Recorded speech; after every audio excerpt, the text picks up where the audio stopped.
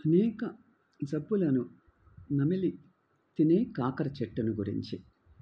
కాకర చెట్టు రూప గుణ ధర్మాలు. కాకర చెట్టు తెలుపు ఆకుపచ్చ రంగుల కాయలను కాసే 2 విధాలుగా ఉంటాయి. అవిగాక ఆగాకరకాయలు, గొడ్డు కాకరకాయలు అనే రకాలుగా మనం వాడుకోవటం మీకు తెలుసు. ఇవి చిరు చేదుగా ఉండి రుచిని కలిగిస్తూ నేత్ర రోగాలను, మేహాలను హరించివేస్తాయి. మజ్జిగలో ఉడికించి నీటిని తీసివేసి మిగిలిన దినుసులు కలిపి వండిన కూర చాలా ఆరోగ్యంగా ఉంటుంది. లేత కాకరకాయ అన్ని జబ్బులను జయించగల త్రిదోషహరమైనది అని ఆయుర్వేద శాస్త్రవేత్తలు నిర్ధారించారు. కాకరకాయ కూరను నెయ్యితో కానీ, పులుసుతో కానీ, ఆవాల పొడితో కానీ చేసుకొని తింటే ఏ దోషమూ ఉండదు. కాకరకాయలను గుండ్రంగా తరిగి ఎండబెట్టి నిలువ చేసుకోవాలి.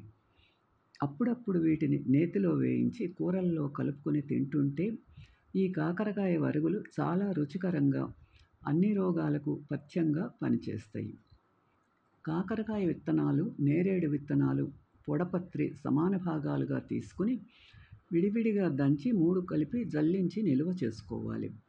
రోజు 2 పూటల ఆహారానికి అరగంట ముందు రోగ తీవ్రతను బట్టి పావు చెంచా నుండి 1 టీ చెంచా మోతాదు వరకు మంచినీటితో సేవిస్తూ ఉంటే మధుమేహం పూర్తిగా అదుపులోకి వస్తుంది.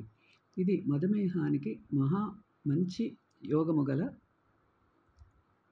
పొడి.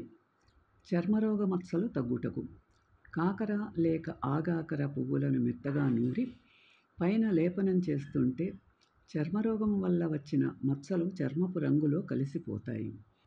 ఇన్సులిన్కు బదులు కాకర రసం. రోజు పరగడుపున కాకరకాయలు రసం 10 గ్రాములు మోతాదుగా తాగి పొట్టు గోధుమ పిండితో తయారు చేసిన రొట్టెలో వెన్న కలుపుకొని తింటూ ఉంటే 3-4 వారాలలో చక్కెర పూర్తిగా అదుపులోకి వస్తుంది. ఇన్సులిన్ ఎక్కువగా ఉపయోగించేవారు వారు తమ శారీరక బలాన్ని బట్టి కాకరాకు రసం 20 గ్రాముల వరకు తీసుకుంటూ క్రమంగా ఇన్సులిన్ని ఈ వీడియో మీకు నచ్చితే లైక్ చేసి, షేర్ చేసి, సబ్స్క్రైబ్ చేయండి.